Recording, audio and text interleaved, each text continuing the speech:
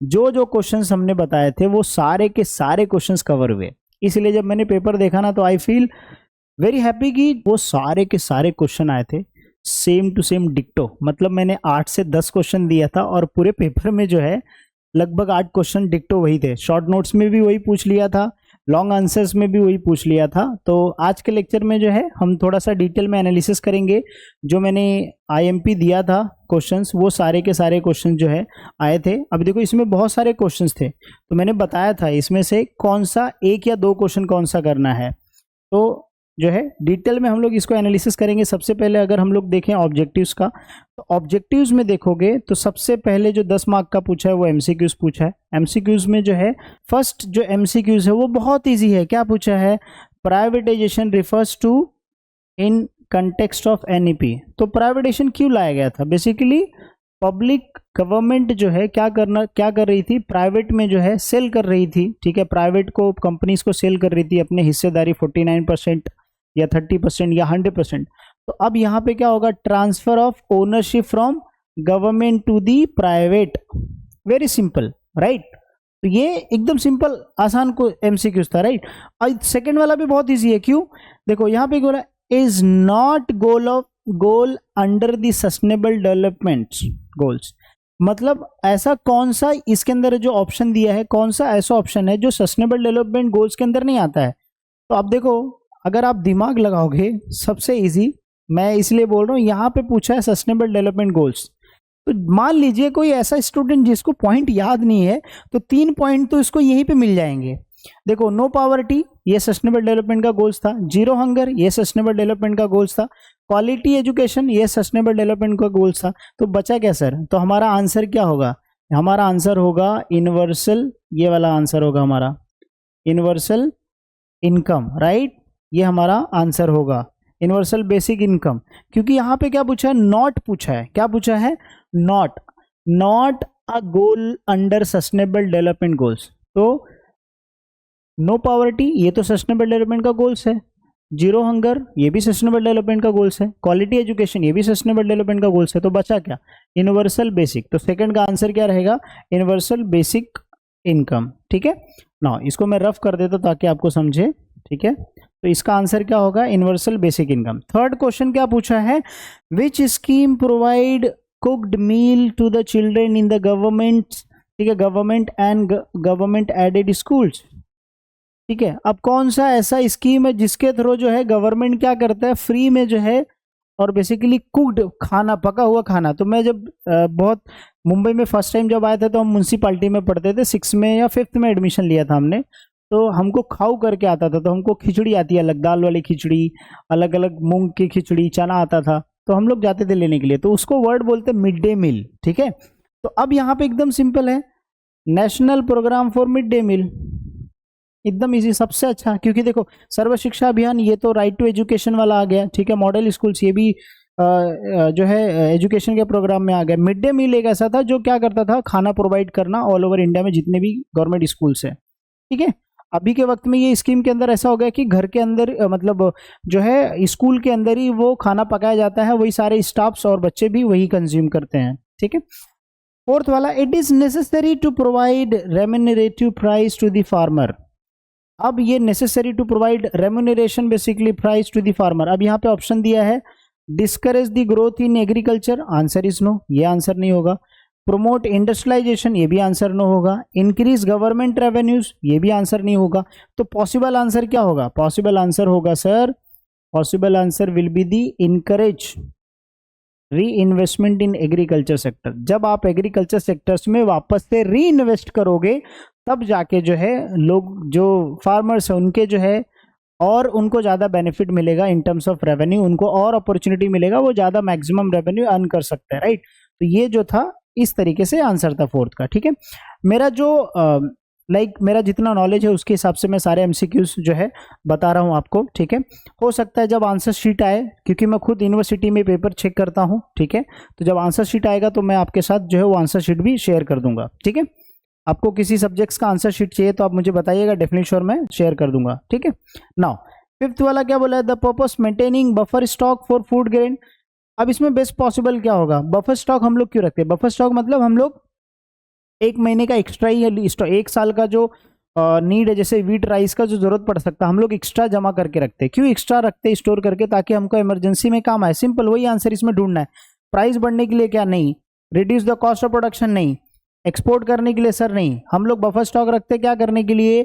Emergency में need हो तो उसको करने के लिए, that is ensure availability during shortage. अगर कुछ शॉर्टेज हो जाता है, कोई अचानक से कुछ इमरजेंसी आ जाती है, शॉर्टेज हो जाता है, तो उस केस में जो है हम लोग क्या कर सकते हैं, वो जो बफर स्टॉक रखें उसको हम लोग यूज कर सकते हैं। तो ये गवर्नमेंट क्या करता है, हर साल शॉर्टेज जो एक्सेस फूड क्या करता है, मेंटेन करता है, ताकि अगर कुछ क्राइसिस आ जाए, ठीक है, जैसे मान लीजिए बाढ़ आ गई तो उनको फूड सप्लाई करना है, ठीक है, ऐसे सिचुएशंस के लिए यूज किया जाता है। तो ये आंसर ये शॉर्टेज वाला रहेगा, ठीक है। सो उम्मीद करता हूं यहां तक आपको समझ में आ रहा होगा, ठीक है। 6 में क्या बोला? Is one of the main reasons for unfavourable condition of mandis for farmer. Unfavourable, जो फेवरेबल नहीं है, मतलब ये डिसएडवांटेज है। तो डिसएडवांटेज कौन सा है? That is lack of storage facility. अभी क्या होता है, स्टोरेज फैसिलिटी नहीं होता है, इसकी वजह से क्या होता है कि वो फार्मर के लिए फेवरेबल नहीं होता है, ठीक है। तो ये जो है एक सबसे इंपॉर्टेंट बनता है, ठीक है, लैक ऑफ स्टोरेज फैसिलिटी। फिर 7th में क्या पूछा है? What is the effect of anti competitive agreement as per the competition act 2003। अब यहाँ पे anti competitive, basically competition act क्या है? हेल्दी प्रमोशंस के लिए, राइट। तो ये वाला आंसर पहला वाला नहीं होगा। दूसरा, it has adverse effect on competition. Competition पे जो है इफेक्ट, एडवर्स इफेक्ट ना हो, उसकी वजह से जो है ये जो है क्वेश्चन रहेगा अपना आंसर बी वाला, ठीक है, कॉम्बिनेशन इंक्रीज नहीं करने के लिए, राइट, ठीक है। नाउ अब यहाँ पे उद्योग आधार मेमोरेंडम वाला पूछ लिया है, तो सिंपल सी बात है, इसका आंसर गेस करो आप लोग कौन सा होगा। 8th का आंसर कौन सा होगा? ठीक है, 8th का आंसर जो है, अगर आप बुक में देखोगे, 1 page registration form for the MSME, that is micro small medium enterprises का एक 1 सिंगल पेज रजिस्ट्रेशन है, ठीक है।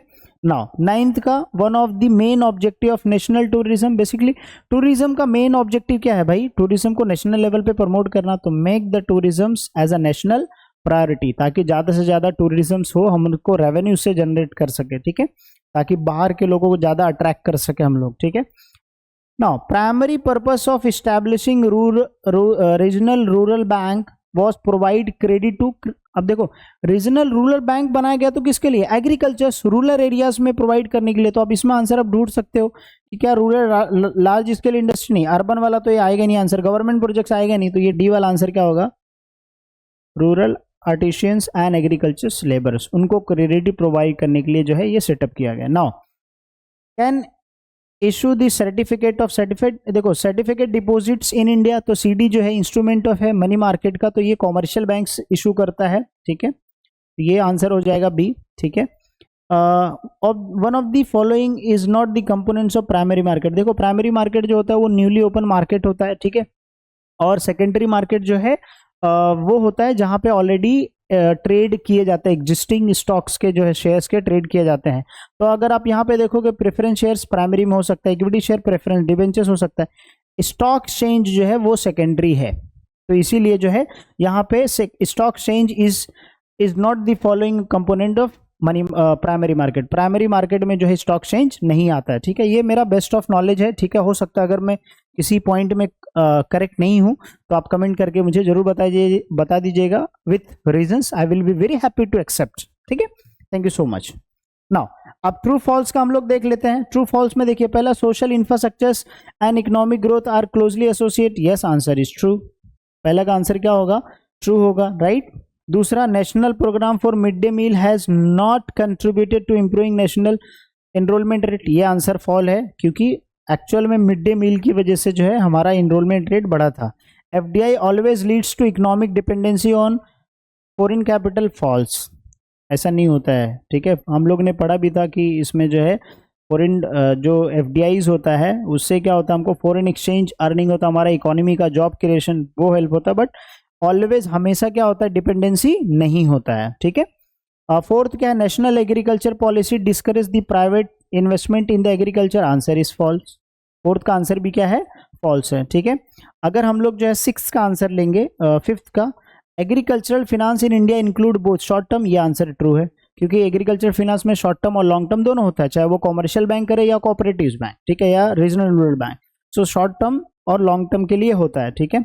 हमने इंस्टीट्यूशनल नॉन इंस्टीट्यूशनल में पढ़ा था।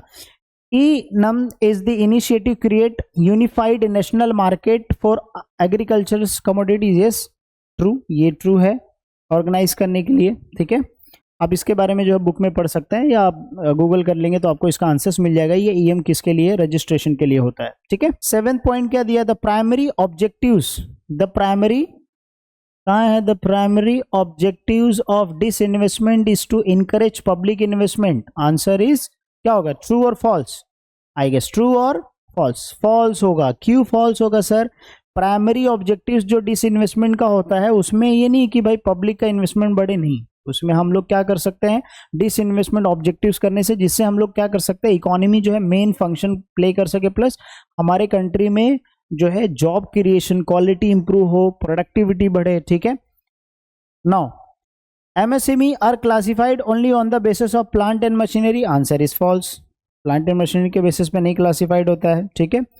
The service sectors in India has been growing since the economic reform. Yes, 1990 में जब economic growth आया, NEP New Economic Policy आया, उसके बाद से जो है growth हुआ।